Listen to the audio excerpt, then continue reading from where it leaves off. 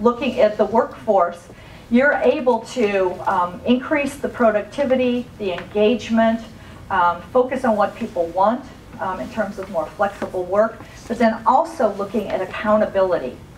That's a huge issue in organizations, is trying to hold people more accountable. So I'm going to leave you with a couple of questions. For whom do we design the workplace? Who are we designing the workplace for?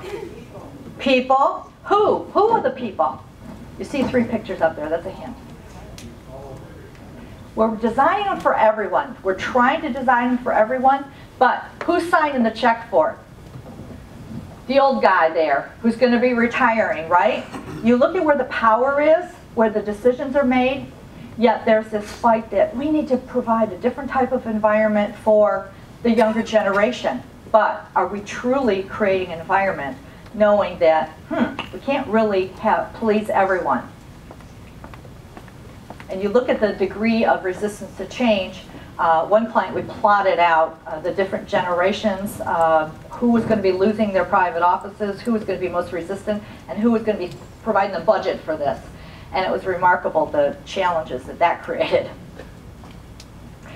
We also take a look very quickly here of who do we provide dedicated space for. Often it's for contract workers. We see this especially in the healthcare industry, where because of healthcare reform, they're trying to reduce their FTEs, their full-time equivalents. And by taking those people off the book, they're saving money on the HR side.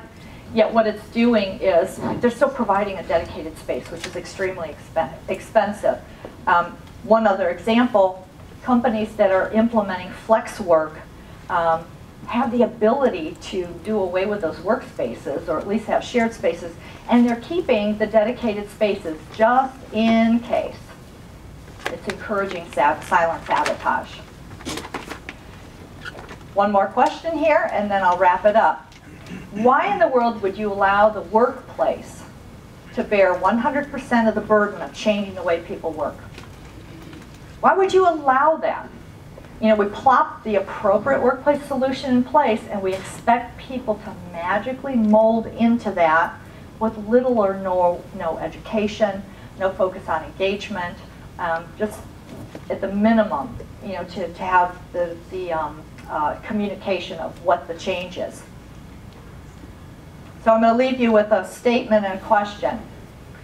I think that organizations do a very good job of creating the appropriate workplace, the flexible workplace that's needed. Who is developing the flexible workforce? That's a question to take back to your employer. It's a question to take to your client. It's a question to think about. If you're not working on that people side of it, you're not going to get the return on investment from the workplace. And Cindy, do we have time for a question maybe? No, it's tough to get one question. It's tough. So we will ask Diane to take questions at the lunch break. At lunch, and I'll be here all day. She will be here for lunch. So thank you very much, Diane. Thank you.